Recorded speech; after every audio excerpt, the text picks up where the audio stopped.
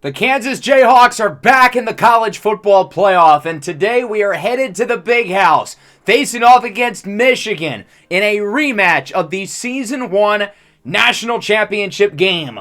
Along with our matchup against the Wolverines, we will watch the other three first-round matchups, and we've got some exciting games on the slate. So, of course, in the last episode, we revealed the entire bracket, and this is the field of 12. Along with Kansas and Michigan, we'll be watching Florida take on Maryland, Oklahoma against USC in the Lincoln Riley Bowl, and then Oregon versus Clemson, a rematch of one of last year's semifinal games, which was won by the eventual national champion Oregon Ducks. Some people might be a little bit surprised that we're in this spot to begin with. As it stands, UCF is actually the only team with one or less losses in the playoffs, and we are the only team with three or more. It's a little bit odd that they chose us, given that we come from the Big 12, not the SEC or the Big 10, and they chose us over Kansas State, a team with a better record than us in the same conference who quite literally beat us back in Week 10. Now, granted, the officials made a really bad call in this game that could have certainly swayed the outcome, and I guess EA felt bad for getting that call wrong, so much so that they decided to give us the playoff spot instead of our hated rivals. I imagine Kansas State is not pleased by this whole revelation, but we've got to look down on them below us in the rankings, and they've got to get ready for Nebraska in their upcoming bowl game. So let's talk about the four games that we have upcoming today. Again, some exciting matchups. A number of these teams have history with each other, with rematches from previous playoff games over the last couple of years, along with Lincoln Riley facing off against Oklahoma for the first time since he left the Sooners nearly 5+ years ago at this point. So we're not going to waste any more time because we've got a lot to go through today, and we will start in Maryland. The Florida Gators against the Maryland Terrapins, two of the most exciting teams in the country. These were two teams who I debated playing against in non-conference. Obviously, we ended up choosing Florida, but that goes to show how exciting they are on paper, and ultimately realized it. We got to see Florida back in Week 3. Their offense looked like the real deal. They started the year off 10-0, but they have not played their best football as of late. The offense has slowed down, and they barely won the SEC championship against Alabama. DJ Lagway, though, is a very talented quarterback. They've got a really good running back duo. Granted, Trayon Webb, their leading rusher, will not go. He is injured. Andy Jean, Tank Hawkins, and Aiden Mizell lead a very dynamic receiver trio. And then defensively, they've played well over the last couple of weeks. Performed well in the SEC championship game, the only reason why they won. But it's going to be a tall task with this Maryland offense. The Terrapins nearly made the playoffs a year ago, but were able to get over the hump this year, going 10-2. Now, as we look at their schedule, they got shut out by Oregon, and they lost against Michigan, the only two playoff teams, and actually the only two ranked teams on their entire schedule. So there's a real question of if Maryland can beat the best teams in the country, because they haven't necessarily shown that they can. MJ Moore is a very talented quarterback, leads the way. Braden Wisłowski had a phenomenal season out wide, and we can't forget about Nick Harbor, the potential first-round draft pick in this year's upcoming class. Now, the offensive line's been a little inconsistent. The defense has some good players, but maybe not as top-heavy as, say, Florida's. I think the Gators are a little bit more talented, but Maryland's playing better right now, despite losing their last game against Michigan. They have, for the most part, since their loss against Oregon, but nonetheless, I am ready. These are two of the most exciting teams in the country, and I think we're going to have a thrilling battle to kick off the 2026 College Football Playoff here in year number 3 of the Kansas Dynasty. Second down for Florida. Lagway, play action under pressure. Ball's out, it's a fumble, and it's picked up by Maryland. The Terps with a quick turnover to start the game. Forced away by Michael Harris, who also recovered it. Can they punch it in? 3rd and 7. Morris goes short. It is caught. Not enough for a first down of Ricardo Cooper Jr., and they're going to have to kick. The freshman Ethan Gay is on for Maryland. This is a chip shot from around 24. Kick is up and through. So the Terps score first off of the turnover. Feels like they could have gotten a little bit more, though. The winner of this game will play against Charlotte in the second round, the Group 5 representative, and on paper, probably the worst team in this playoff. So the winner would certainly be favored to make it to the Final Four as Lagway slides shy of the first down marker. Florida's going to have to punt it. Not a great start for the Gator offense, who again has not played well in recent weeks. 25 points over their last two outings combined. Here's a nice play after the catch. That one will bring Maryland near the 40 as it's hauled in by the tight end, Preston Howard. Moving it nicely, 3rd and 4. Good run up the middle. That goes for a first down. DeJuan Williams, the sophomore. Following play, Morris goes play action. Scrambles, wants it all for the end zone. It's picked off. The senior safety, Jordan Castle, with the interception. We've got a flag on the play, but I think the turnover will stand. A holding against Maryland on the center, Ramon Maryland. That is an awfully ironic name. Florida will obviously decline the penalty as they get it back now in the second quarter. The Gators' offense has got to give us something. They have not looked good early in this game with the turnover and then the punt. It's on 3rd and 8. Here's DJ Lagway on the run with a strike. First down to around the 30. Nice throw under a little bit of pressure to the sophomore Tank Hawkins, who has 15 receiving touchdowns this year. 2nd and 8, play action. Lagway has all day looking to run with it as a first down inside the red zone and slides it around the 10. DJ Lagway is one of the better running quarterbacks in the country as it's now 2nd and 7. Lagway, end zone, touchdown! It's Aiden Mizell, the junior, probably the most talented receiver in the room. And the Gators are on the board. They take the lead 7-3. A much-needed touchdown drive for Florida. Maryland back with it from the 44. Deep shot is caught. This is Nick Harbor. Down the field. You are not beating him in a foot race. 56 yards to the crib for Harbor. The projected first-rounder in this year's draft puts Maryland right back ahead as it's now 10-7. 6'5", runs a 4.2. Nick Harbor is truly a unicorn. Florida back with it, 2nd and 6. Lagway wants it all, looking for the heavens. It is caught inside the 20. What is happening right now? KD Daniels, the running back, gains 62 yards. Those were the exact type of throws that Florida was making against us all the way back in week 3. Lagway stretching the field. These Gator receivers are unbelievably fast, and in this case, they're running back as it's now 3rd and 11. Florida having some trouble punching it in, though, looking for the lead. Lagway, end zone, touchdown! Little toe drag swag. It's Tank Hawkins, his 16th score of the year, and Florida is right back ahead. A quiet first quarter, but now both of these offenses have erupted in the second. 3rd and 13, Morris up the middle. It's picked off again. Florida's defense with another turnover. Dijon Johnson brings it near the 30. MJ Morris only threw 4 interceptions in the regular season, but he has been picked off twice here in the first half against Florida as Johnson, the standout junior, is going to do the chomp.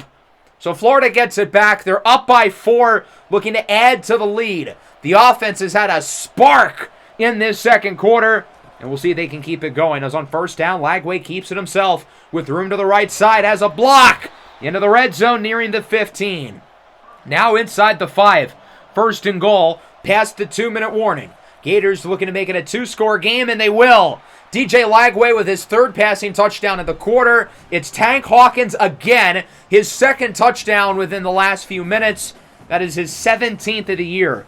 Maryland down by 11, needing a big play. Morris wants it all. It's Nick Harbor. What is going on? This game is pure cinema. Touchdown Terrapins. Nick Harbor with his 2nd touchdown at the quarter, and the Terps are right back within 4. Both of these quarterbacks are going bombs away, and to each of their credit, it's working.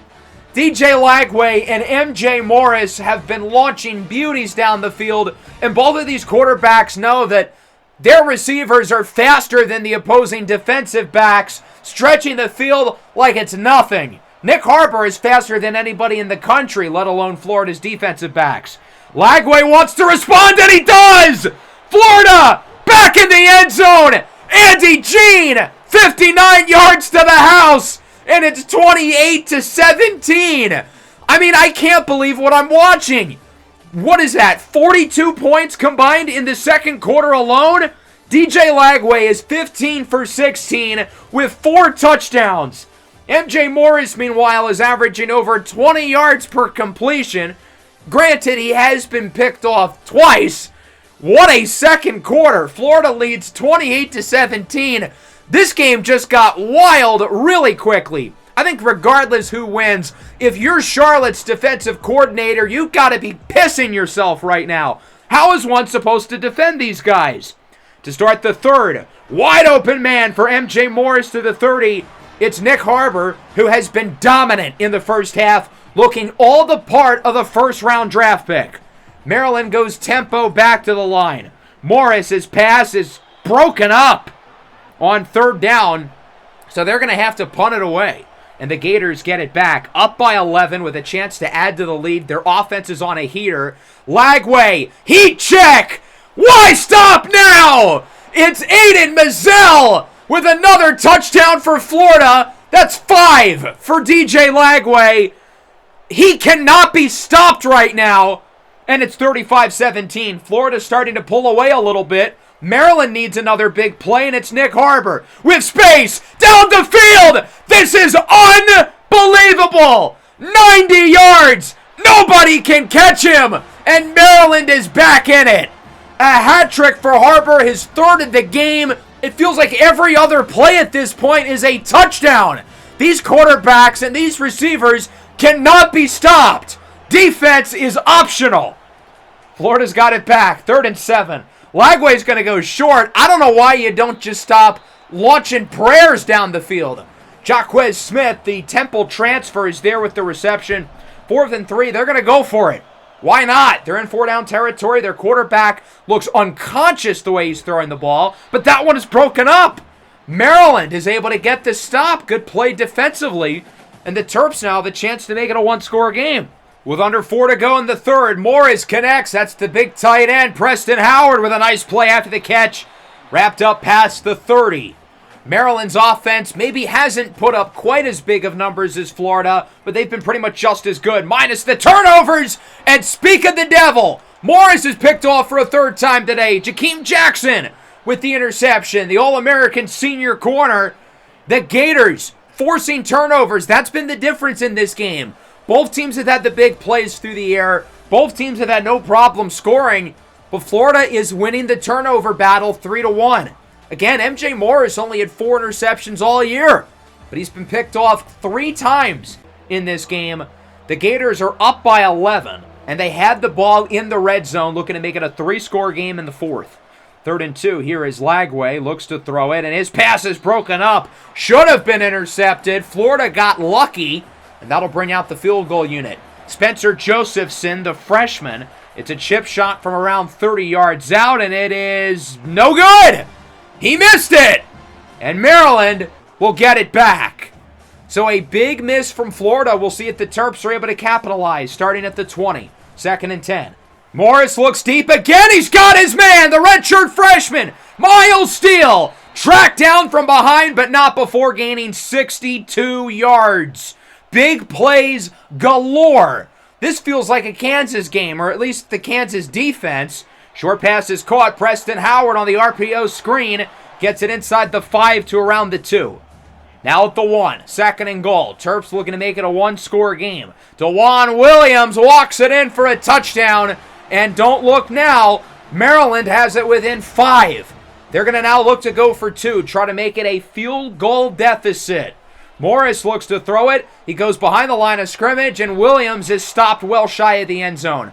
I will never get why teams throw it behind the line on 2-point conversions. It never works. Florida has it back, 3rd and 3. Play action. Lagway looks to throw it, surveys the field, and he's going to throw it away. That's 3 straight scoreless drives from Florida. Their offense, as hot as they were earlier in the game, has cooled off drastically. Maryland's done a good job of adjusting. They'll get it back on offense. DeJuan Williams down the field past the 50. Florida's playing cover 3 and cover 4 every play, as they should. But that opens up the box, and it opens up space for Williams to run.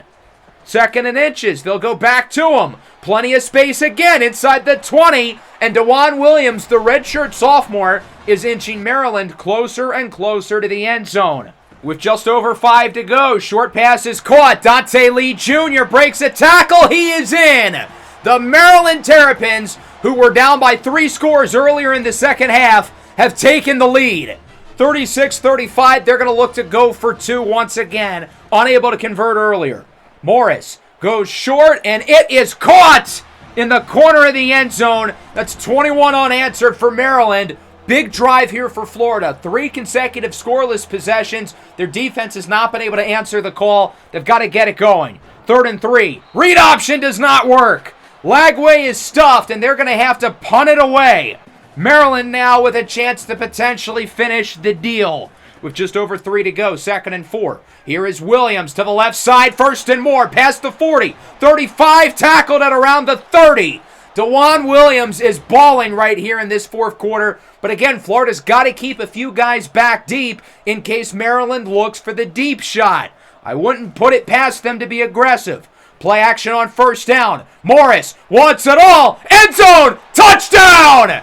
Guess who? Nick Harbor. His 4th of the game.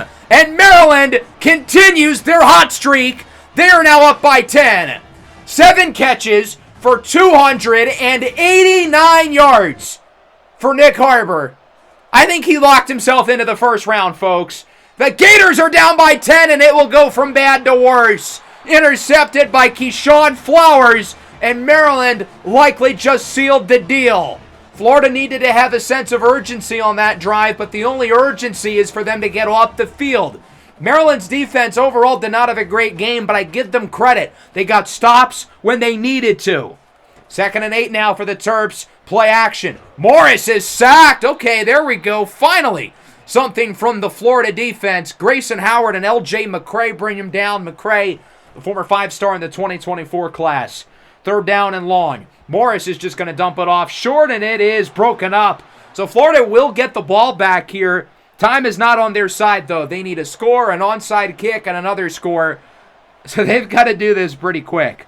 On 1st down, here is Lagway up the middle. That one is caught, and that'll bring them past the 50. Ever since the big touchdown to start the 3rd, Florida's offense has done nothing. It has been night and day from the 2nd quarter to where we are now. From the 48, Lagway up the middle. He's got his tight end, Tony Livingston, for a gain of 25. Florida's offense is finally looking good. It might be too little too late, but, I guess it's something. Following play from the 24, DJ Lagway scrambles, dances around in the pocket. Nobody's home. Looking deep, and he's got his man inside the 10. Nice throw over to Tank Hawkins, and that will bring Florida in the red zone. 3rd down and goal now, under a minute to go. Lagway scrambles under pressure. He is sacked. The Maryland defense makes the play. Need Avery is there to bring him down, and now it is 4th and goal. Clock is ticking. Around 30 seconds to go. Lagway has time. He actually has all day. Maryland only rushing 3. They have 8 in coverage. Lagway still has it. Eventually throws it, and it is caught for a touchdown. Florida brings it within 3. This game is not over. Hayden Hansen, the senior tight end, hauls it in, and now it's time for the onside kick. This is for the game. The kick is up. It is bobbled and picked up by Maryland. Oh my goodness, that was close. But the Terps are going to hang on to win a classic. 45-42. Maryland will play against the Charlotte 49ers in the Cotton Bowl.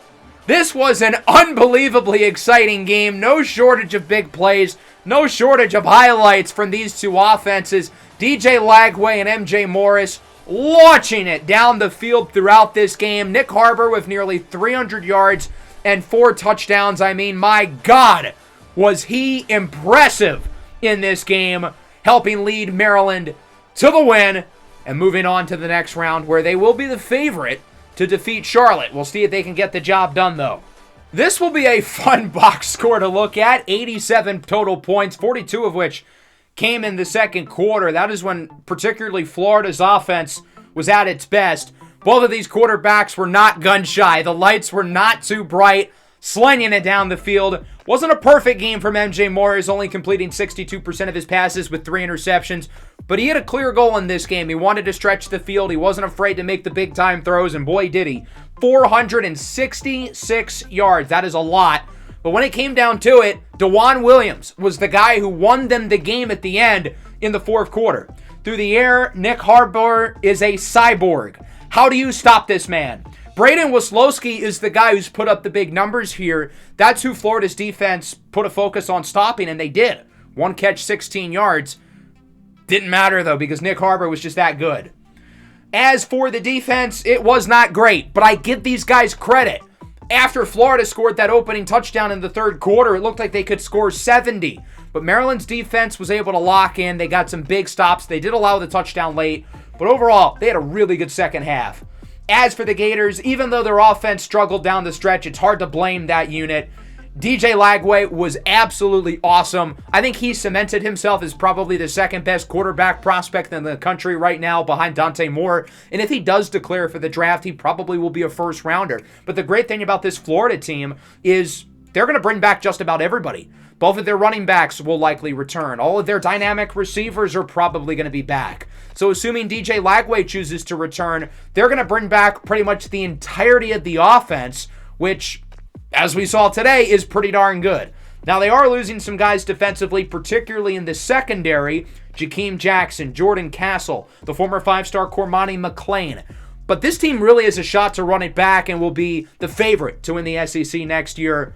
It's going to be hard to top that as our opening game, though, but we'll see if USC and Oklahoma can do the trick.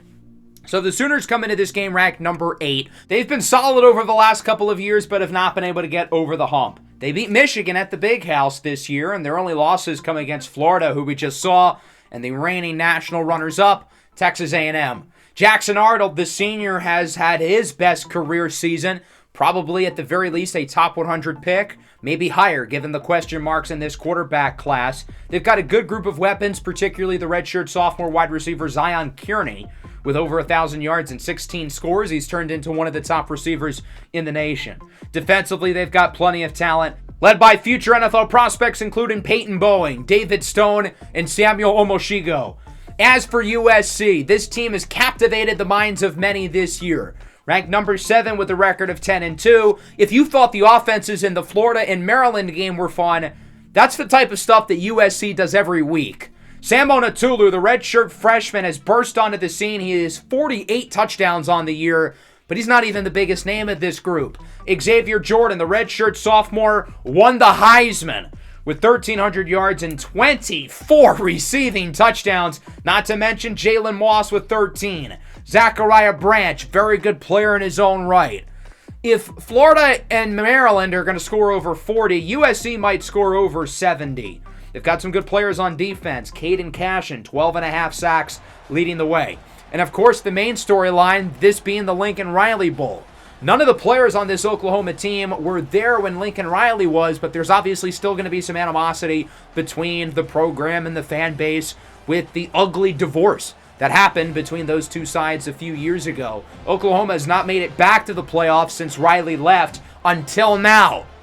And we'll see if they can get revenge. USC, remember, made the playoff last year. Heavy favorites in their first game, but lost to Boston College. They are hoping that the same result will not happen. Oklahoma starts with it. Arnold is sacked quickly, though. USC's pass rush is the strength of their defense, and if they can get going, that would be a big deal. The sack on that play made by Quentin Mitchell, amongst others. So now the Trojans have it for the first time today. I am very excited to watch Sam Onatulu and Xavier Jordan get to work. Onatulu under pressure, though, and he is brought down.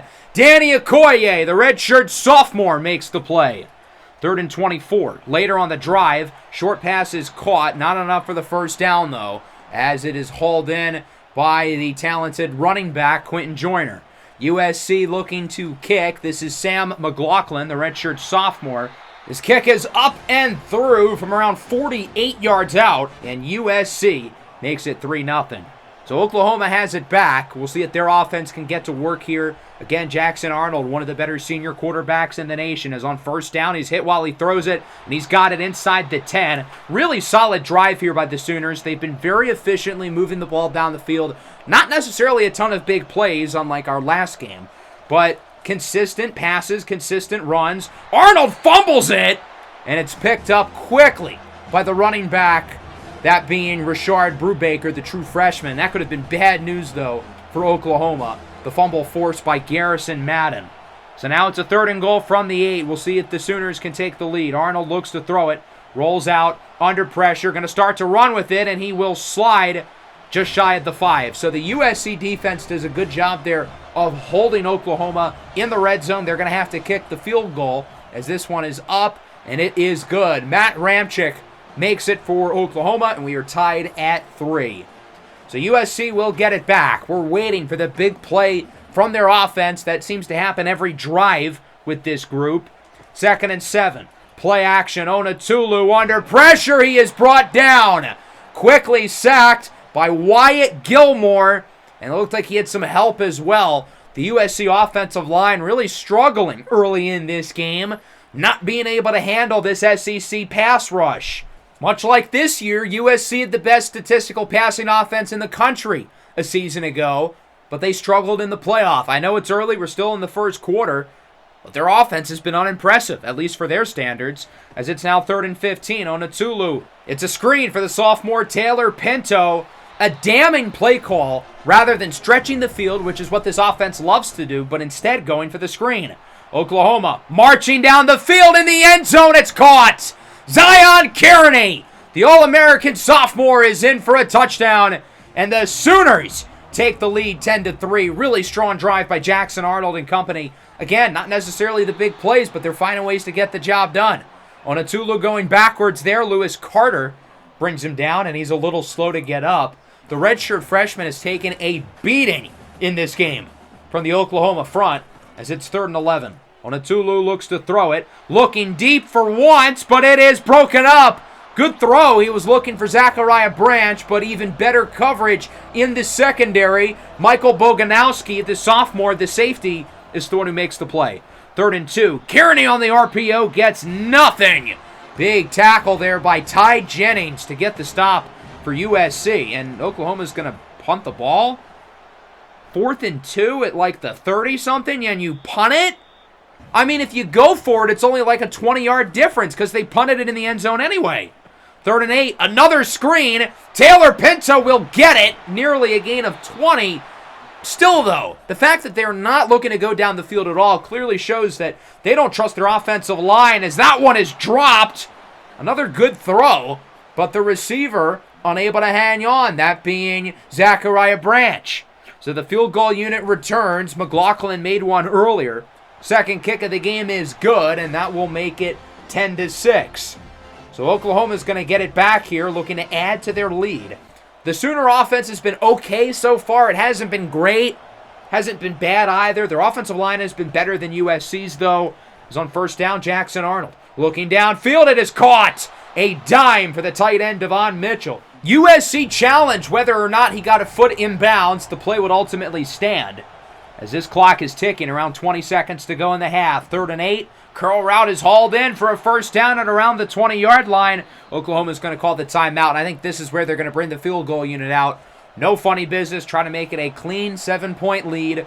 42-yard try here for Matt Ramczyk, the sophomore, looking to make it a 13-6 ball game. His kick is up and through. So Oklahoma adds to the lead, 13-6 going into halftime.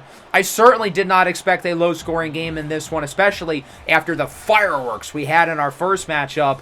USC is the most explosive passing game in the country, but that hasn't been able to, been showcased today.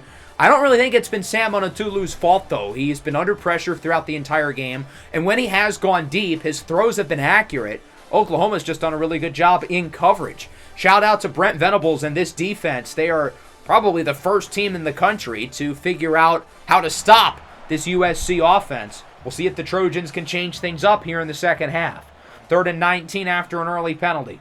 Onatulu looks to throw it, has all day. Now he's not under pressure, but it's broken up.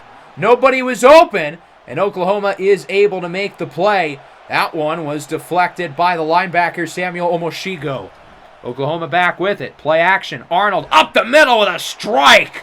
Nice throw and catch by Zion Kearney, the sophomore, who's had a pretty good game. 6 catches, 65 yards. As now we're looking at a 3rd and 7 after the 9-yard run by Taylor Tatum, the talented junior running back. Arnold and Oklahoma get back to the line quickly, looking to make it a 14-point lead as he looks to throw it. The former 5-star recruit under pressure, and he is brought down near the line of scrimmage. We've got a flag on the play. I think it's going to be against the offensive line, so I would assume USC is going to decline. holding against Eugene Brooks. The sophomore guard, USC will decline, and that'll bring out the field goal unit. Matt Ramczyk on to kick from 23. It is up and good. Busy game so far for the kickers. Ramczyk is 3 for 3. USC's kicker, McLaughlin, is 2 for 2. USC has not been able to find the end zone yet. We'll see if this is the drive. On second down, that one is hauled in. A really nice grab by Jalen Moss, the former Fresno State receiver in his second year with USC.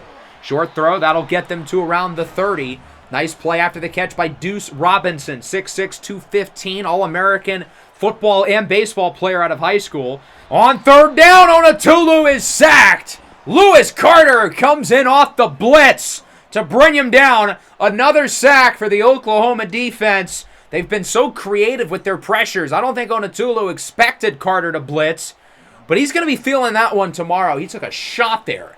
Sam McLaughlin on to kick the field goal here for the Trojans. This one is up and through. That one from 48, his second 40-plus yard kick of the game. And it's 16-9. We're back within one score. 3rd and 19 for Oklahoma. Here is Arnold under pressure, looking downfield. It's nearly intercepted. Dodged a bullet. USC's defense is keeping him in the game. They're doing a good job of keeping Oklahoma off the board.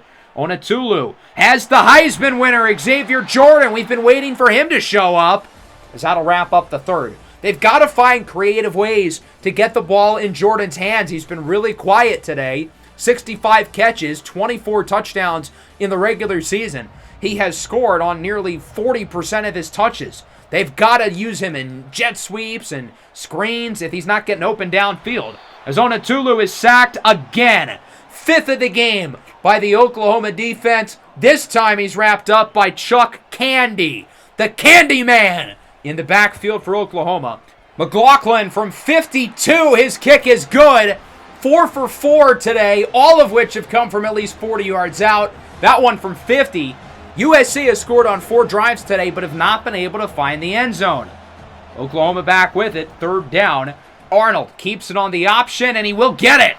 Nice run by Jackson Arnold, and inside the 35-yard line. A touchdown would make it a 2-score lead, but after a penalty, it's 3rd and 18. That could knock them out of field goal range. With 7.5 to go, Arnold under pressure, looks to escape, and will run with it. Jackson Arnold, first down, into the red zone, past the 20 to the 16.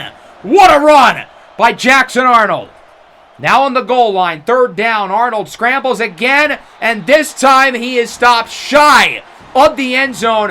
What do you do here if you're Oklahoma? Big play there by USC. Elijah Hughes with the sack, and they're going to go for it. Probably the right call when you're this close. 4th and goal. Arnold, it's caught by the defense. Kamari Ramsey, the All-American safety and team captain, comes down with the biggest defensive play of the game for USC. Their offense has not been able to find the end zone today, but it's now or never. 3.5 minutes to go. They've got to do it here. 3rd and 3. The Heisman Trophy winner, Xavier Jordan, brings it past the 50 for USC. They've got to get him the ball on this drive. He's the most explosive playmaker in America. Following play, Onatulu hit as he throws downfield. Shot is caught! Finally, the big play for USC. Walter Matthews, the junior tight end, gets 43 yards. The previous longest throw of the day was only 21. Looking for the lead, 2nd and goal. It's a touchdown! Ran in by Quentin Joyner. USC is ahead by 3. They hadn't scored a touchdown all game, but they do it when it matters. And now Oklahoma returns. Past the 2-minute warning, 3rd and 4. Short pass is caught by Tatum, but he does not get the first down. What a tackle there defensively by USC, Jaden Walker. 4th and 2, they've got to go for it. Arnold looks to throw it under pressure. It's broken up! He was looking for Nick Anderson, but it was deflected by the USC secondary, number 28, Vince Blade. Trojans looking to finish the job. Joyner on 1st and 20. Brings it to the first down marker. I think he was just short. Oklahoma calls a timeout. 2nd and 1. Another first down could do it. It's Joyner. He's got it. Quentin Joyner inside the 10 with the first down run. For the USC Trojans, they will hang on to come back and defeat Oklahoma 19-16. What a game this ended up being. A defensive battle. Certainly different than the first matchup we saw. and USC is headed to the Orange Bowl. They will face off against the number 1 seed Miami Hurricanes in a home game for Miami. They'll literally be playing at their home stadium.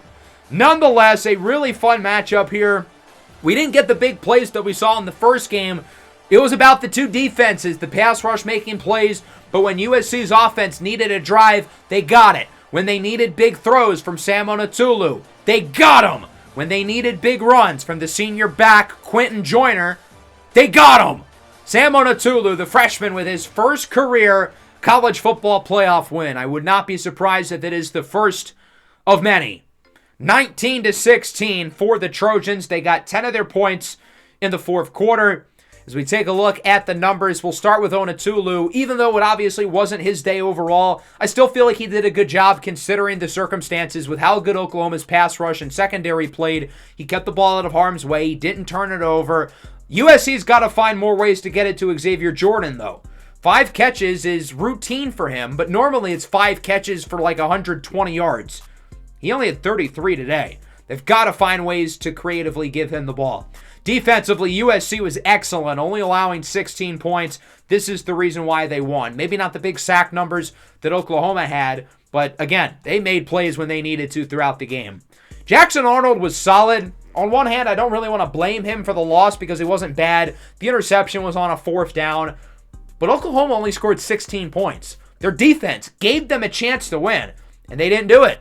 Zion Kearney, the sophomore, lived up to the hype. The defense was fantastic. Allowing just 19 points against that offense is really impressive. On to the third game of the day. Clemson and Oregon, a rematch of last year's Final Four matchup, which was won by Oregon, and obviously the Ducks ended up winning the national championship.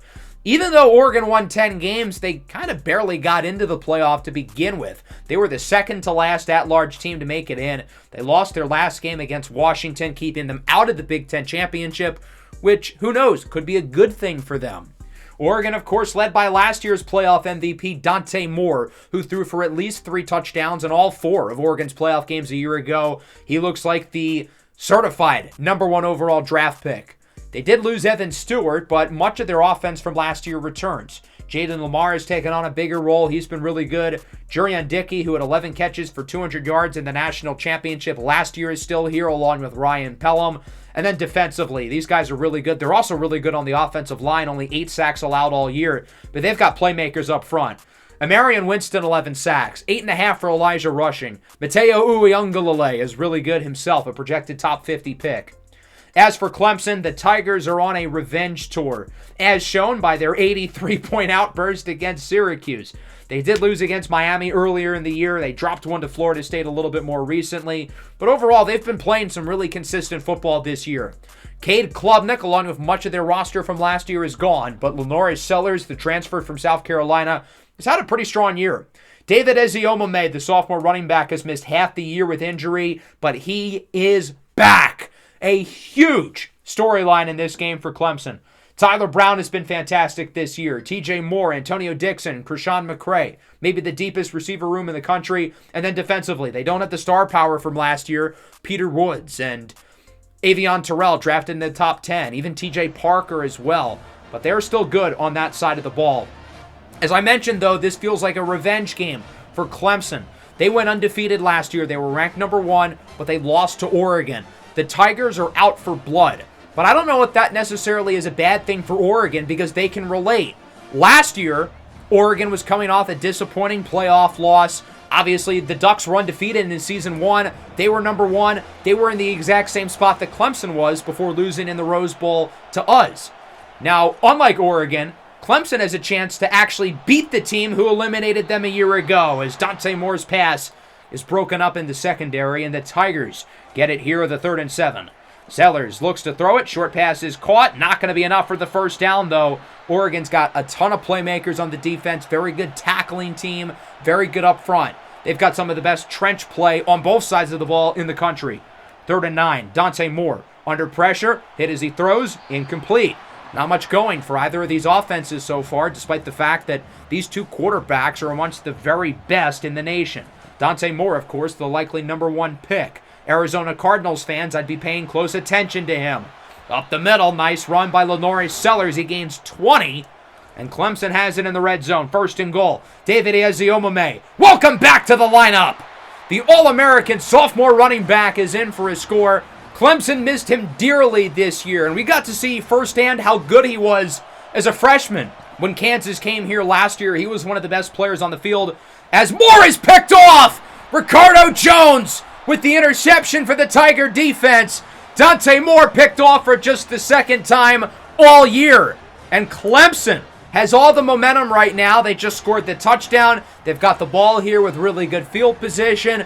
This first quarter, particularly these last few minutes, have been all Clemson. The reigning national champions are not off to a good start here in their title defense tour.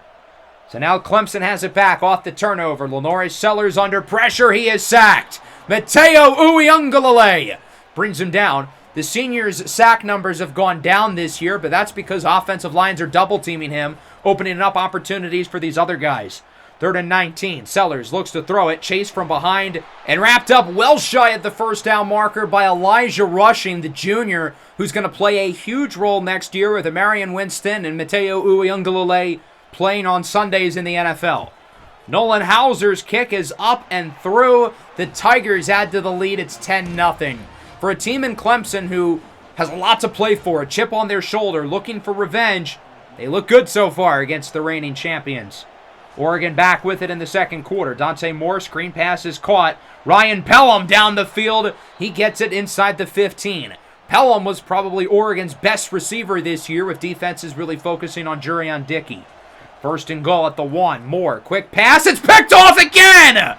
Dante Moore, what are you doing?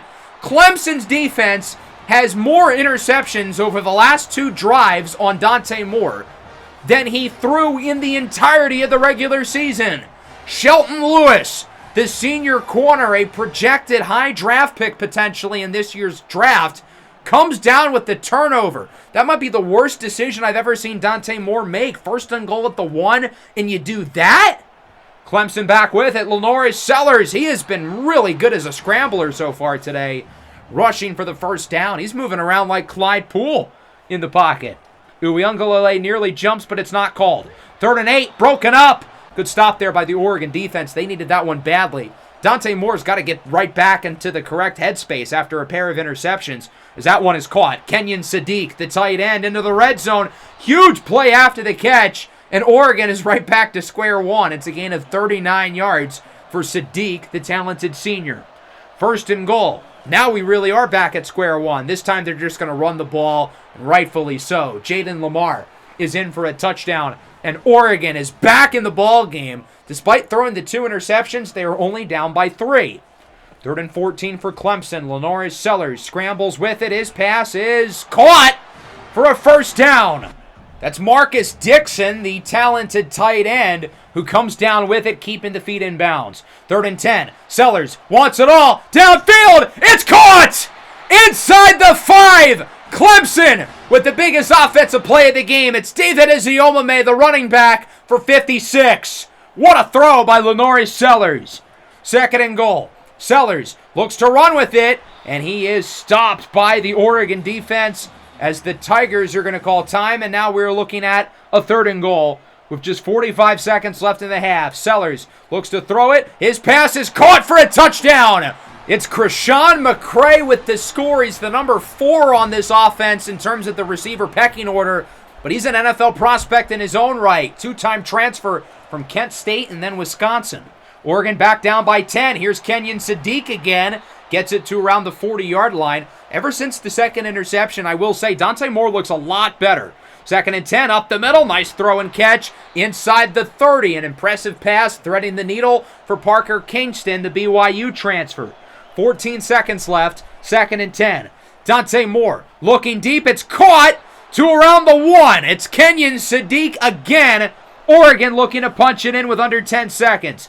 Dante Moore, back of the end zone. Risky pass is caught for a touchdown. Jurion Dickey with the score. He had 2 in the national championship last year. That was a risky pass by Dante Moore, but he delivers it. And we've got a 3-point game. This one got really exciting really quick. Clemson leads at 17-14. Overall, gotta feel impressed with the Tigers. Again, I feel like they might have a bigger chip on their shoulder than anybody in this entire playoff field after how good their team was last year to fall short. However, Dante Moore, despite the 2 interceptions, is looking a lot better. He's looking a lot more like himself. And again, assuming he's the number 1 pick next year, Cardinals fans have a lot to be excited about. 3rd and 6, wide open. It's Tyler Brown, the best slot receiver in the country, who gets the conversion for the Tigers. 3rd and 12, nearly intercepted.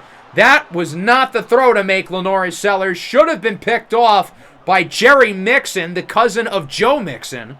And here is the field goal unit. Nolan Hauser's kick from 46 is up and through, his second of the game, and that will make it a 2-possession lead for Clemson, 20-14. Oregon has it back, 2nd and 4, play action. Dante Moore, his pass is caught. Parker Kingston gets it to around the 40-yard line. Good play there for Oregon. Now a 3rd and 8, around 4 minutes to go in the third. Dante Moore's running back, Jaden Lamar in motion. Moore looks to throw it, has time, airs it out, and it looks like he was throwing it away. Unfortunate, because Kenyon Sadiq, the tight end, was open. 3rd and 4. Sellers looking deep downfield, and that one is broken up in double coverage. He was looking for the talented senior Antonio Williams, who's been really quiet today. Oregon has shut him down. 2nd and 4 for the Ducks, just over a minute left in the third. Jaden Lamar stuffed behind the line of scrimmage. No Peter Woods, of course, on this defense anymore. They miss him a lot, but Stephelion Green, the junior, is the one who makes the play. He's had a strong season. 3rd down and 6. Dante Moore backs up in the pocket. His pass is caught. Wide open. Jurion Dickey to the 10. Dickey is a projected top 100 pick in this class in his own right, as that wraps up the third. 20-14 lead for Clemson, but Oregon is marching on the doorstep. The Ducks looking to take their first lead of the ball game. It is a 3rd down and around 9, basically a 3rd and goal. Dante Moore looks to throw it. Under pressure, his pass is incomplete. He threw it in the back of the end zone. Parker Kingston, based on his body language, it looked like he thought he was open. And now Oregon brings the field goal unit out for the first time. Doink! The kick goes off the crossbar and is good. Grant Meadors just got really lucky. The redshirt junior is able to slide that one, doink, up and in. 20-17. Clemson will get it back, only up by 3. Neither offense has been able to find the end zone in the second half after a lot of scoring late in the first half. From the 25, Sellers looks to throw it, scrambles around, and he is sacked. Terrence Green, the redshirt junior, widely expected to declare for the draft, brings him down. 3rd down and 4 now for Clemson after making up the yardage and then some on 2nd down. Sellers hit as he throws incomplete. Oregon's defense has been great in the second half. They get the stop. They'll get it back on offense, looking to take the lead with 8+ to go. Jaden Lamar breaks the tackle down the field. Wrapped up past the 50 by Shelton Lewis and company. A big run by Lamar, the senior running back who's been waiting for the big role. He's gotten it this year where he's been really solid. 3rd and 1, short pass caught for a first down by the other running back, Nate White, the redshirt junior, transfer from Wisconsin. Looks like a wildcat package here on 2nd and goal with Dante Moore lined out wide. Jaden Lamar will keep it on the draw, and he loses a few. Rob Billings and the Clemson defense sniffs it out immediately. It's almost like there was no chance that Jaden Lamar was actually going to throw the ball. Shocking. 3rd and goal. Moore steps up in the pocket. No one's open, and his pass is thrown away. It looked like he wanted to run it in, much like his game winner against Texas A&M last year in the national championship. 4th and goal. Grant Meadors on for the tie, and he missed it! Oh my goodness, he missed it! Remember, the kick earlier doinked off the crossbar. He barely got it in, and this time he just blatantly misses it. Wide to the right, Clemson keeps the lead. Are you kidding me? Special teams blunder from Oregon, as it is a 2nd and 2 for the Tigers, looking to chew some clock and end it. They don't want to let Dante Moore get the ball back. As Iomame loses a couple, big play by the Oregon defense, and it is now a 3rd down. Peyton Woodyard, the junior, with the tackle for loss, the talented safety. 3rd and 4, nearing the 2-minute warning. Here is Sellers looking. He's got his man, Marcus Dixon, with the first down as Terrence Green is hurt. That would be a big loss for Oregon, but it does stop the clock. So Clemson's going to have to run another play. Sellers, nice throw, nice catch. First down conversion hauled in by Tyler Brown. And now the Tigers are inching closer and closer. 2 yards away from winning it. 3rd and 2 as Iomame does not get it. Elijah rushing brings him down as Iomame is hurt. Again, that will stop the clock, which is good news for the Ducks. 4th and 1. Clemson's going to go for it. Too long to the kick. They're a yard away from winning. I get it. I think this is the right call. Sellers looking deep. Wide open. Tyler Brown. Touchdown, Clemson. I don't think anybody was expecting that play call, but Clemson figured Oregon's not going to cover deep. They're going to protect the box. So why not have somebody stretch the field and get wide open? 27-17. Oregon down by 10, hoping for a prayer. Moore sacked on first down. Wrapped up by the big defensive tackle, Stephilian Green. First sack of the game by the Clemson defense. 3rd and 26. Moore has plenty of time. Eventually gets rid of it. It's caught by Jurian Dickey, who gets nearly 20, but he's tackled in bounds. They've got to keep it moving. 4th and 7. Game on the line. Oregon looking to defend their national title. Dante Moore's pass is caught. Ryan Pelham keeps the game alive. Oregon will burn their last time out. 3rd and 10 with around 10 seconds left. Throws it away. I don't know why he did that. At this stage in the game, you got to throw it up and hope for the best. That's certainly what he's going to do here on 4th down with 11 seconds. Empty backfield. Moore looks to throw it. He will look down the field. It is caught again. Parker Kingston out of bounds at around the 15. Problem is, there are 5 seconds left. They're going to have enough time for one more play. And, well, they kind of need 2. So we'll see if Oregon can punch it in here at the very least, but I think this game is over. Moore, end zone, broken up, incomplete. Clock sits at 1 second, and this will be the last play of the game, and thus the final play of Dante Moore's Oregon career. The projected number 1 pick in this year's draft is going to dump it off for Kenyon Sadiq, who gets around 8, and that'll do it. The Clemson Tigers got their hearts broken by Oregon a year ago. This year, they get revenge. Lenore Sellers played a really solid game, 218 yards and 2 touchdowns. So seeing this and seeing what Nick Harbor did in the first game, I'm going to need you guys to hug your South Carolina friends because I imagine this hurts them, especially seeing Lenore Sellers do this for their arch rival in Clemson. But nonetheless, the Tigers are moving on to the second round. They will face off against the champions of the Big 12, the UCF Knights, in the Fiesta Bowl. That should be a fun game. UCF is a really, really good team. They had the best record, if anyone, in the playoff. Overall, another fun matchup. We're 3 for 3 so far in that category. Lenore Sellers played a good game, 218 yards, 2 touchdowns, made some big throws when he needed them, particularly the touchdown towards the end to Tyler Brown to essentially clinch it. David Eziomame only 2.5 yards per carry. As I mentioned, Oregon has great trench play, and that was the case in this game. Their offensive line was phenomenal. Their defensive line was phenomenal, but they couldn't keep up with all these playmakers. TJ Moore had a good game. Obviously, Tyler Brown was good. Antonio Williams, though, 1 catch for 3 yards. Oregon was able to certainly hold him in check. The Clemson offensive line was solid, and then defensively, they were really impressive against the best quarterback in the nation, even though he didn't necessarily win all the major awards. Given his track record in the playoffs and obviously who he is as an NFL prospect, I mean, Dante Moore's the man, but Clemson had his number today. They picked him off twice after throwing just 1 interception in the regular season. Outside of the interceptions, he wasn't bad, but they only scored 17 points. That's not enough. Jalen Lamar had a pretty good game on the ground. Most of their receivers were pretty solid. Ryan Pelham had some nice plays. Parker Kingston, Jurian Dickey. Kenyon Sadiq, the tight end, was uncoverable. 7 catches for 133. And as I mentioned, Oregon played well in the trenches. Their offensive line was as good as advertised in the run game and through the air. Defensively, they had a lot more tackles for loss than Clemson did. Terrence Green, before he got injured, took over the game. Mateo Uiagalelei had a couple big plays. And Marion Winston, though, was pretty quiet, the projected first rounder. And that brings us to our final game of the day at the Big House. Michigan hosting your Kansas Jayhawks. I'm sure there's a lot of people across the country wondering if we even deserved this playoff spot. And to that I say, we've got a chance to prove them wrong today. So far, the 3 home teams have won. We're hoping that trend does not continue. And as we look at this matchup in our perspective, I definitely think there's a chance that we win this game. I don't think Michigan matches up very well with us. Both of these teams are built on very similar fundamental values in the sense of running the football. But as we look at Michigan, they're not a very vertical offense, and our defense has struggled against teams like Florida, who can air it out and stretch the field.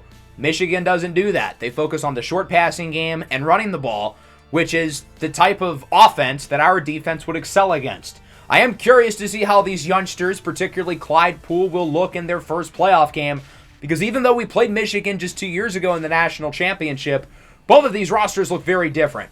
I think we're going to see less of a split at running back today. It's going to be the Ty Lord and Cornell Teamer show with Jazir Tolbert as the third wheel. We're going to have to continue to get a lot of production from our receiving core without Mario Maddox. And we're going to need to be stout at the line of scrimmage. Michigan, per usual, has plenty of talent in the trenches. Obviously, defensively, we've been inconsistent this year, but we don't lack playmakers in terms of sacks and turnovers. It's just about not allowing the big plays, but compared to some of the other teams we've played against, Michigan's offense doesn't manufacture a lot of big plays, and it's worked for them, but I don't know if they're going to be able to match up with us offensively. We'll see. They went 11-1 in the regular season, and had they beaten Notre Dame in the Big Ten Championship, I think they would have been the number 1 overall seed. So they had the extra conference championship game in there. We'll see if that helps them, or if us being off for a month ends up being beneficial. Obviously, the big story for them earlier in the year was the injury to Darius Taylor, who will not be available at all during the playoff. Trey Kamara has thrust it in, and he's done a solid job. Most of the Season 1 team is gone, but they still have Frederick Moore. They still have Samaj Morgan, who scored the game winner against us in the national championship. Defensively, they've got a lot of talent here. Eno Etta is the top projected defensive lineman in this year's draft class, 11.5 sacks. He's really broken out. Antonio McCullough with 12.5. Above all these storylines, I'm excited to see these young guys in this playoff game, because even though we played against Michigan in the Natty just 2 years ago, pretty much that entire core is gone.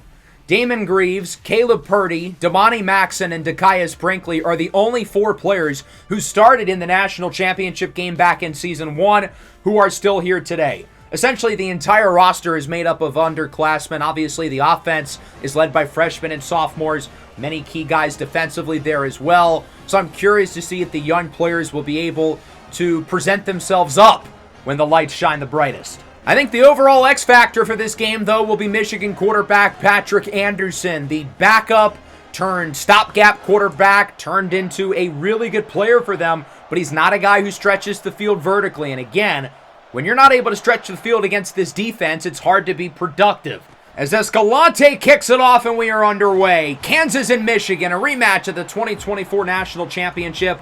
Winner will play Notre Dame in the second round. These two teams run the ball a lot. Michigan, 40% at the time. We're at around 55%, which I would imagine might be the highest in the country, with the exception of the military triple option schools. 2nd and 2, it's going to be handoff up the middle for Trey Kamara. Breaking tackles, will not go down. He may not be Darius Taylor, but he has done a valiant job as the backup. 3rd down and 20 now for the Wolverines. Anderson looks to throw it. Flag in the secondary as it's caught by the tight end Zach Marshall. Slips by Damani Maxson and gets the first down. We've got to check on the flag, but I don't think it's coming back. Maxson called for an illegal contact, so not only is he called for the penalty, but he also misses the tackle. He was one of the few guys who started in the national championship game who's still here. He's got to be better than that. Another flag. Offsides on Champ Tompkins. These self-inflicted mistakes are hurting us early. We cannot make these types of mistakes against a team like Michigan, who moves the ball slowly and will limit your possessions.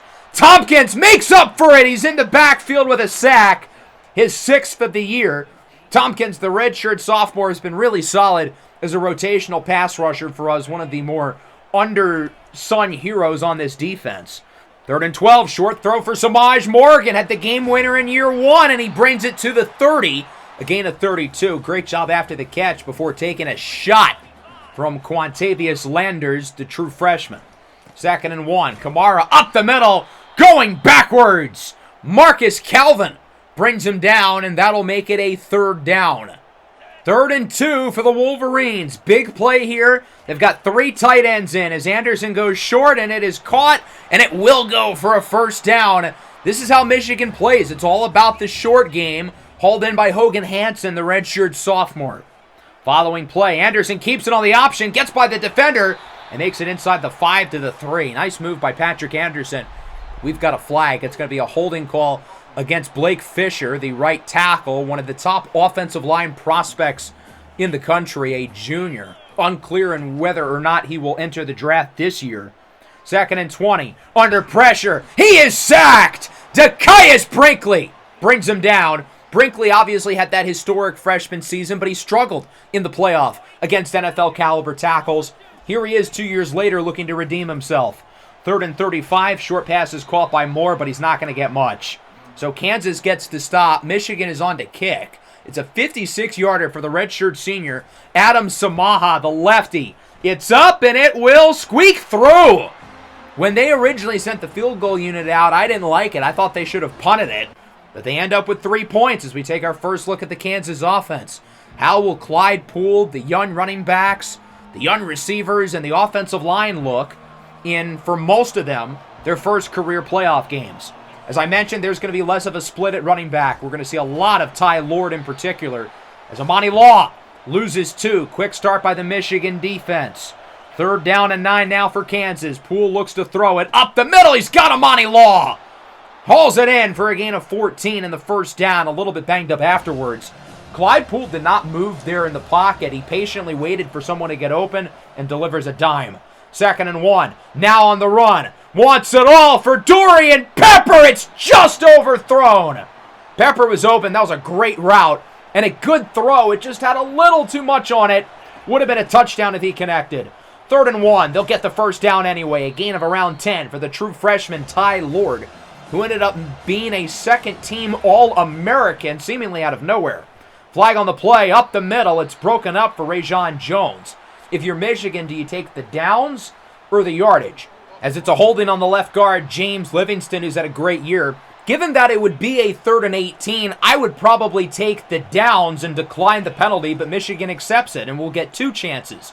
2nd and 28, short throw. Ty Lord jukes away from the defender, makes up the penalty yardage and then some. See, they should have declined it, and now it is a 3rd and 13. Not going to be easy, but a lot more manageable. Play action. Poole, under pressure, downfield, wide open! The first-team All-American tight end, Isaiah Lamore, hauls it in for a big gain of 27. I don't know why he made the first-team All-American spot, but I'm not complaining. Jazir Tolbert up the middle. He's close. Gets around 4. That'll wrap up a very slow-paced first quarter. This is how Michigan plays their football, and as I said on the previous possession, this game is going to come down to a couple of possessions, and we're probably going to have the ball less than normal because Michigan is such a slowly paced offense. We've got a big decision to start the second quarter, but we're going to go for it here on 4th and 1. Teamer, the running back, and Cornell Teamer gets the first down, jukes away from the defender, and he's into the end zone for a touchdown. The true freshman Cornell Teamer with the first touchdown of the game. A really good opening drive from Kansas. We ran the ball well. We threw the ball well. Clyde Poole was outstanding. 4 for 5. Very accurate. Very precise. Didn't look to run it. He was focused on throwing in the pocket, and it worked. Michigan's got it back. 2nd and 8. Up the middle. Cole Cabana breaks a tackle. What a spin move as he gets the first down. Trey Kamara is a little bit banged up, so Cabana, the senior, is getting some extra reps. Following play here for Michigan. Patrick Anderson looks to throw it towards the sideline. It's hauled in for a first down by Frederick Moore, the senior, who's been a starter here for a few years with Samaj Morgan. 2nd and 1 up the middle. Kamara's back in. Gets the first down, wrapped up by the junior safety, Taylor Davis. 3rd down and 9. Looking deep downfield. It's caught! A strike into the hands of Zach Marshall. He gets 20. Travion Ford is hurt. That is not good news. Travion Ford is the best football player on our team, so losing him would certainly suck. 2nd and goal. Trey Kamara walks it in for a touchdown. A good response from Michigan. And the Wolverines have looked good on their 2 opening possessions with a field goal and a touchdown. Just because this game is going to be slow-paced doesn't necessarily mean it's going to be all about defense. We'll get it back down by 3. Ty Lord up the middle, loses 2. Jamal Gant brings him down, the senior, one of the many very talented defensive linemen on this roster. As it's now 3rd and 12. Lord Lemaigne's the running back. Poole's going to step up, scramble, and run for the first down as he jukes away from the defender. Just because Clyde Poole didn't really scramble on that first drive doesn't mean he's not going to do it at all. A nice run there for Clyde as it's a play action here for Lord. Poole up the middle with a great throw. Amani Laws had a big start. Brings it to the 35. Poole was patient. He waited for him to get open and delivers a dime for the true freshman receiver who's playing really well right now. After a holding call, though, we're looking at a 3rd and 20. Poole scrambles around. Under pressure, he is sacked on the play. Cameron Brandt, the junior, leads the cavalry for Michigan. And that brings out the punt team. Damon Greaves, the senior. This looks like a good kick. Bounces, and Purdy downs it at the 2. What a punt! Best punt of Damon Greaves' career, and it could not have come at a better time. 1st and 10, they're going to try to run the ball, try to get out of safety territory, but Benjamin Hall gets nothing. Marcus Ashe, the true freshman, with the tackle. 2nd and 10, stacking the box. Mono Okeji flies into the backfield for the sack and the safety. It looked like they were going to go play action. I guess Anderson figured, let's maybe try to stretch the field because Kansas is stacking the box. Problem is, when everybody's blitzing, he's not going to have time to throw the ball. Okeji untouched into the backfield. The running back probably should have tried to stop him, and it's 10-9. We're going to get good field position as well. There's Poole on the scramble with the first down. We've got to keep our eyes on the clock, though. A little over a minute left. 2nd and 10 now, just shy of the 50. Clyde Poole looks downfield. He's got his man. Rajon Jones doesn't necessarily put up a high volume of catches, but he's gotten some big grabs for us this year. Inoeta, the likely first rounder, hurt for Michigan. That is not good news, as on 3rd and 4, Poole tries to run it up the middle, gets maybe a yard, and Michigan's going to call a timeout. So the Wolverine defense gets a stop. Clyde Poole, shaken up after the play, took a big hit, as that brings out the field goal unit. 42-yarder for Anthony Escalante. His kick for the lead is good. We've had our ups and downs with Escalante, but I feel like he's greatly improved this year as a sophomore. The Jayhawks take a 12-10 lead with around 30 seconds left in the first half. Remember, we start with the ball in the second half, so if I'm Michigan, I'm looking to be aggressive and try to do something here before the end of the half. They've got 2 timeouts. As Anderson is under pressure, flag on the play, he's got to throw it away. He does a good job of avoiding the sack and not letting Michigan get back into safety territory, but they're going to move backwards anyway, probably. As the penalties against the offense, Blake Frazier has really struggled today against Dekias Brinkley. The junior edge rusher is definitely winning that battle. We're going to accept the penalty and take the yards, as on 1st and 20, he's going to run with it. Takes a shot by Samuel and Pemba. I'm surprised they did not call a flag. And it looks like that's going to wrap up the first half. Michigan's going to run out the clock. We've got a good one here in Ann Arbor. I expected a low-scoring, grinded-out game, and that's what we've gotten. Kansas leads 12-10, though. Overall, I feel pretty good with how we've played so far. Not only are we hanging in there, but we're winning.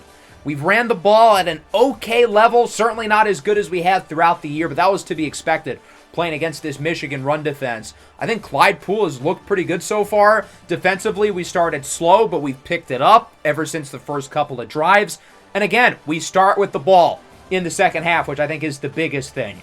The play that I really feel like gave us momentum was the safety by Mo Nwokeji. We were trailing when that happened. We got the 2 points. We got the ball back on offense, and we're able to score and take the lead.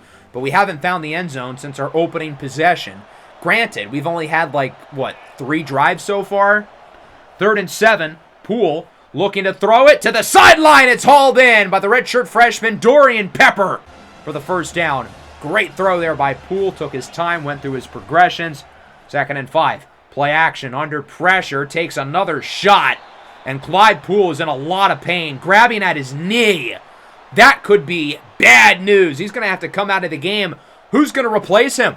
We're going to roll with the true freshman, Kerry Chosen, who I think has played the best of our other quarterbacks in limited opportunities, as he connects with Amani Law on 3rd and 5. As Inoeta is hurt again. That is, again, not good news for Michigan. But a good throw there by Chosen. He's only played in 2 games this year, and he's only thrown, I think, 10 career passes. As he looks deep, it's broken up in the secondary on 3rd down. and we're going to bring out the field goal unit. If this was a year ago, we would have probably punted it. But I trust Escalante from 53 to add to the lead. Perfectly straight, but it's no good. The kick is short. That kick could not have been more dead center if he had tried. But it just does not have enough distance. So Michigan will get it back. It remains a 2-point game. And obviously, we are certainly hoping that we get some good news regarding the injury to Claypool. We have not heard anything yet. Trey Kamara to the outside, gets by Landers, and is hit hard by Taylor Davis. Not before getting the first down. 3rd and 5, a little over 6 minutes to go in the third quarter. Patrick Anderson looks to throw it. Scrambles around, throws it away. Nice pressure by Dekias Brinkley, who's had a great game, along with Seth Jennings, the sophomore, as that brings out the field goal unit. Adam Samaha made one from 56 earlier. This one from around 50-ish is good. And Michigan is back ahead 13-12. So who's going to play quarterback? As you can see, Claypool is back. He's banged up, but he's playing through it. 2nd and 6, Poole scrambles, runs for the first down, and he's out of bounds. He wants to avoid taking hits, understandably, as Jamal Gant is hurt. Michigan's defensive line has taken some beatings today. On first down, Ty Lord looking to outrun the defender. He does! First down to the left side for Lord. The run blocking hasn't been great, but we've gotten some good runs out of Ty Lord, who again has taken a majority of the snaps at running back. 3rd down, hit as he throws incomplete. Clyde had absolutely no time to throw it there. Michigan comes in with a blitz, and he took a hard hit there as the Wolverines get it back up by 1. Here's Kamara. Nice move. Jukes away from the defender, gets the first down.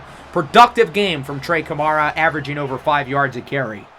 Following play for the Wolverines, they'll go back to Kamara. Up the middle, throws Mpemba off his back, still on his feet, and he gets another 15 yards or so. He is not easy to bring down. 3rd and 4, Cole Cabana, the running back in the backfield now. Anderson looks to throw it. Dances around. It is hauled in by Frederick Moore. Quick hit by Landers, but Moore is able to keep possession of the ball for a first down. 2nd and 9, another slow and efficient drive for Michigan. Kamara gets from space and is wrapped up at around the 20 by Monwo Keji. Kamara nearing the century mark in yardage. He has pretty much half of that on this drive alone. Cabana gets it on first down. He's lit up. Zach Stokes brings him down. That'll wrap up the third quarter. Michigan adds a field goal, 13-12. By far our lowest scoring game of the year, which I kind of expected going in. Our offense has not found the end zone since our opening drive, but remember, I think we've only had, 5 total drives now? Still got to find a way to score, as Michigan has it to start the fourth. A good third quarter overall for the Wolverines. 2nd and 12, Kamara with the reception and the first down. As soon as Damani Maxson went a little bit to the right to try to focus on the receiver running the drag route, Anderson knew to throw the ball to the open Kamara. 3rd and goal, under pressure, throws it away. Jennings and Brinkley come home. Good job to force him to throw the ball away and keep Michigan out of the end zone. Adam Samaha is 2 for 2. This one from the left hash. Not an easy kick, given how far away they are from being centered. But the kick goes down the middle. Samaha is now 3 for 3, and it is 16-12. Big drive for the offense. Can the Jayhawks take the lead? Ty Lord up the middle. Gets by defenders and brings it to around the 45. Great run there by Ty Lord, weaving his way through tacklers. Nobody able to bring him down. 3rd and 5 now. We're going to run the ball. Ty Lord gets nothing. Stuffed by the Michigan defense. And we're going to go for it here on 4th and 5. This is what we've done throughout the year. We're not going to go away from it here in our biggest game. Tolbert, the running back, pulled under pressure. He is sacked. Cameron Brandt brings him down again. Lugard Idokpayi was there as well. Michigan gets the defensive stop. We'll see if they can make it a 2-score lead. First down for the Wolverines following the 4th down stop. Anderson is intercepted. Ball don't lie. Brian Dilworth, the senior, with his 6th and biggest interception of the year. Anderson just kind of lobbed it in there. I don't know why he made that throw. But Dilworth, who's been a ball hawk all season since he replaced Basil Wilson in the starting lineup back in week 3, comes down with our biggest turnover of the season. We're going to get it right back on offense. A second chance for the offense, who still has not found the end zone since the first quarter. This would be a good time to change that. 2nd and 10, 6.5 minutes to go. Still plenty of time. Poole up the middle. He's got Rajon Jones with a first down near the 50. Good throw and catch. Poole has not quite reclaimed the magic since that opening drive, partly because of his injury. Looking to run it here, but he is sacked on first down. Wrapped up on the play by Antonio McCulloch, who's got 13 sacks this year. 3rd and 11. Poole downfield. Big time throw. And it's caught by Dorian Pepper for a huge first down conversion as Pepper gets 16. 2nd and 8, under 5 minutes to go. Poole up the middle. Nice throw. It's hauled in by Isaiah Lamore, who is not going down easily. He brings it to the 19. Kansas in the red zone with under 5 to go. Poole scrambles and is sacked. Wrapped up again by Cameron Brandt, who is 2.5 today. He is dominated against James Livingston. 2nd and 14, we're going to run it. Ty Lord to the outside. First down inside the 5. Huge run for Lord. Michigan was not expecting run, as it's a gain of 20 for the true freshman. 1st and goal, 3.5 minutes left. Big jaw. Jazir Tolbert is going backwards. There's a flag, and that is a killer. I talked about it a couple games ago. The worst thing you can do in a short yardage spot is get called for a holding. We would have been better off just taking the 3-yard loss. Bad play by the senior Amir Herring. He's got to be better. 1st and goal will go up the middle. Ty Lord makes up the yardage from the penalty, so I guess it doesn't prove to be that big of a deal. 2nd and goal at the 5. Less than 3 minutes to go. Poole rolls out to the right, looking to run, and he's in! Clyde Poole puts Kansas ahead. A potential go-ahead drive led by the sophomore quarterback who had some big throws and now runs for the touchdown. Poole has not been able to run it all today. Michigan's keeping spies. Their defensive linemen are winning blocks. And he's playing injured, which hurts his speed. But he's able to scramble there. And now we are putting the season in the hands of our defense. Surely this will go well. That is a horrible start. A big play after the catch for Tyrell Sweeting. He gets 26. All Michigan needs is a field goal to tie it, as it looked like we nearly jumped at the line. That's Travion Ford, who's been quiet today. We're waiting for the big play from him.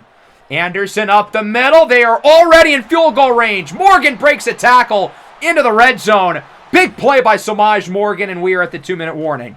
They can now start to control some clock. Benjamin Hall breaks a tackle, breaks another, and gets a first down. But there is a flag. This one is coming back. We have gotten killed by the penalties today. Now Michigan gets hurt by one. Bruce Sternberner, the freshman, called for the holding, and that'll make it 1st and 20. Anderson and empty. Looks to throw it. Looking for the end zone. It's intercepted!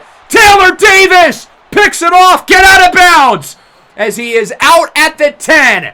Kansas forces the turnover. Up by 3. Less than 2 minutes to go. Let's finish off a football game, shall we? Anderson's been picked off twice here in the 4th quarter, and now it's up to the offense to finish the deal. Our team is all about running the football.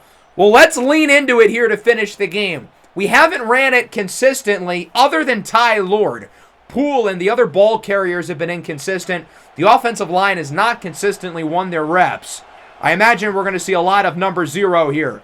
Lord loses 2 to open up the drive, and it is 2nd and 12, wrapped up by Eno Eta, the standout senior who's been banged up today playing through injury. Poole calls an audible at the line. Michigan just used their first time out. It's a pass. Nearly intercepted. He probably should have thrown it to Rajon Jones. He knew Michigan was expecting run, switched into a pass. Good idea, but it doesn't work. 3rd and 12, we're just going to run the ball. No funny business as Lord loses a few yards, and we've got a flag. Holding on Amir Herring again. So it'll be 4th down regardless, but that's going to stop the clock. Michigan only had to use 1 timeout on that drive, and the penalty allows for the Wolverines to hold on to another timeout. They are also going to start past the 50. Anderson on 1st down, under pressure from Brinkley, throws it away. There was a chance that interception by Taylor Davis could have ended the season, but now Michigan, with a minute and a half, has new life. 2nd and 10. Looking deep. It's Frederick Moore! Touchdown, Michigan! The Wolverines take the lead with 1.5 minutes to go. Our coverage has been stout all day, but on that play, it got broken. Samuel Mpemba was the one trailing behind him, but I don't really think it was his fault. I think this is on Quantavius Landers for freshman. So we tried to run a cover 3 play where Mpemba is supposed to stay within about 5 yards of the line of scrimmage, and Quantavius Landers, the outside corner on the left side, is supposed to go upfield. He doesn't, though, for whatever reason. Right there, he stops on the double move, and it fakes him out. Moore is able to get some separation, and he's wide open for the touchdown. We're now down by 4. We need the offense to save us. Poole is sacked on first down. That is not a good start. Cameron Brandt is there again. James Livingston has gotten torched by him today. 2nd and 17. Poole looking. He's got Cornell Teamer on the sideline. That's going to make up a lot of the yardage, as it's now a 3rd and 3 with 1 minute to go. We're going to run the ball. Teamer to the outside. You've got to be kidding me with the flags. It's a good run. Gets the first down. If this is on Amir Herring, I swear to God, holding on Amir Herring, these 2 guards will single-handedly lose us the game. Herring has been called for 3 holding calls. Livingston's allowed like 3 or 4 sacks. It's unbelievable. As Isaiah Lamore drops it on 3rd and 10. He should have caught it. That was a very catchable ball. 4th and 10, we've obviously got to go for it. Poole looks to throw it, looking for the sideline. Incomplete!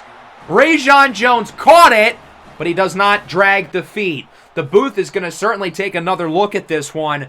It wasn't a bad throw. It was the right read, and Jones does a good job of catching it, but I think Poole throws it a half second too late. Right there. He does not get a foot in bounds.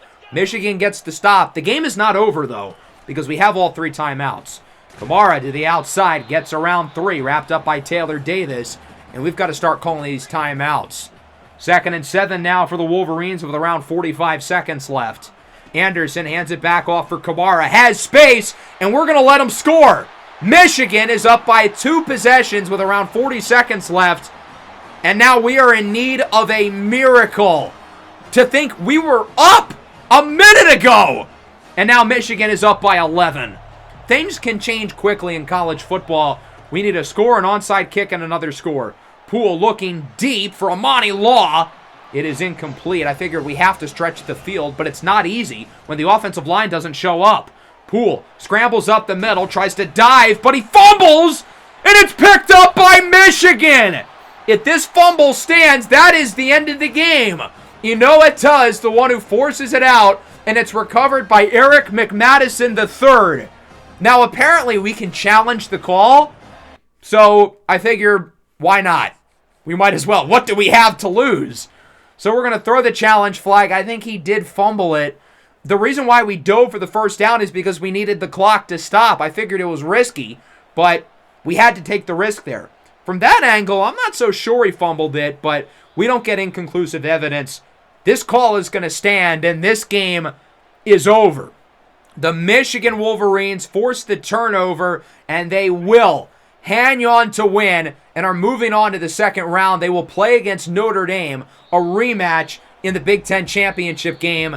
As for the Kansas Jayhawks, our season comes to a close. 30-19 your final score. We are unable to get revenge on Michigan, and there will not be another Cinderella playoff run, or at least not this year.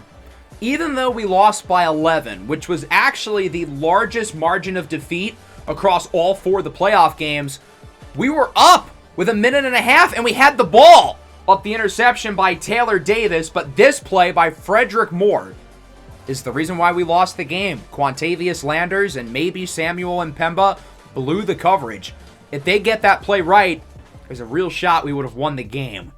This one really stings, but I'm still impressed with this team. A group of freshmen and sophomores who were so inexperienced coming into the year, leading us not only into a playoff game, but hanging in there in the big house against Michigan. It was certainly a weird game from Clyde Poole because the numbers are not good. He completed less than 50% of his passes. He was a non-factor, maybe even a negative as a runner, which I've never been able to say about him. But it wasn't his fault.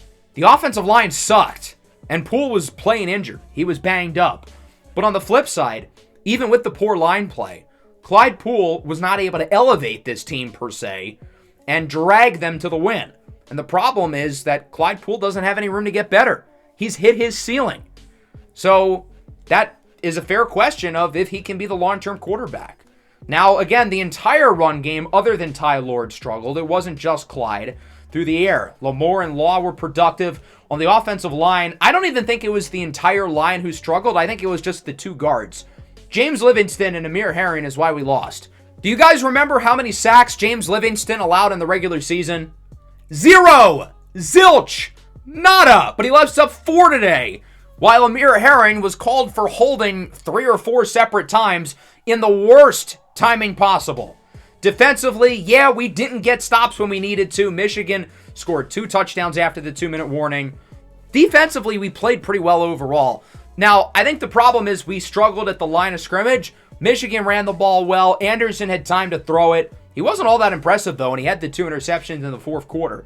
But Trey Kamara had some big runs. Obviously, Frederick Moore, the big touchdown. Samaj Morgan had some big plays.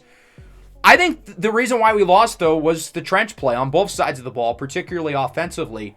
Last season, obviously, we put a lot of emphasis on recruiting on the outside at defensive back, running back, wide receiver. And those guys, for the most part, played well. But we struggled in terms of the trench play. The defensive line wasn't bad, but they didn't play up to their standard. And the offensive line was an abomination. There's a reason why our recruiting focus this year has been in the trenches. As we look at our current commits, the 1st, 2nd, 3rd, 4th, 5th, 6th players are all linemen. 13, 16, 17, 19. They are all on either the offensive or defensive line. So we're hoping that this is not going to happen in the future. This still feels like a really successful season for us. Again, this team was not supposed to make the playoff. With freshmen and sophomores leading the way, we're only losing, 3 starters? And one of which, Amir Herring, is a big reason why we lost the game today. Now, we're probably going to have some guys transfer. We may have some guys enter the NFL. Dekias Brinkley could declare. James Livingston could declare. I'm not even sure we want Livingston back after that performance. But most of the roster will return. So I think we've got a really good shot if we can replace Travion Ford, Caleb Purdy, and Brian Dilworth to be amongst the favorites in the Big 12 and have a chance to go back to the playoff. We've got some questions to answer, though, particularly at the quarterback position after a not-so-great game here from Clyde Poole, amongst other spots on the roster. So we've got a big offseason upcoming.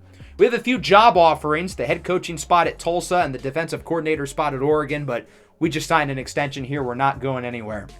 We should have some fun playoff games the rest of the way, though. Maryland, Charlotte, USC, Miami, Michigan, Notre Dame, and Clemson, UCF.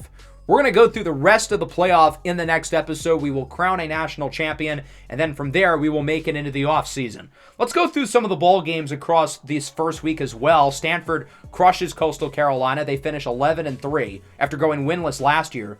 UMass loses again, a colossal choke from them to end the year, and the same can be said for Arizona State, who loses 4 in a row to finish the year. Alabama over Colorado. Kansas State loses to Nebraska.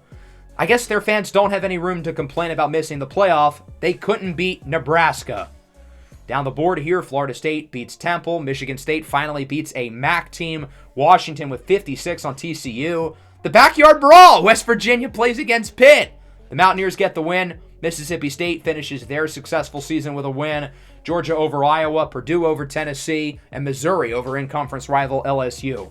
There's only one non-playoff game left, oddly enough. It's the Music City Bowl. Texas A&M and UTSA, a rematch of a regular season game last year that UTSA, of course, got the upset in. Along with that, we've got the 4 playoff games in the second round, and as I mentioned, we're going to go through all the playoff games in the next episode and crown a champion. And unfortunately, won't be us. Hope everybody enjoyed, though. Still a really fun season, even if this loss really stings. Make sure to leave a like and subscribe to the channel if you are new. Peace out. Rock chalk.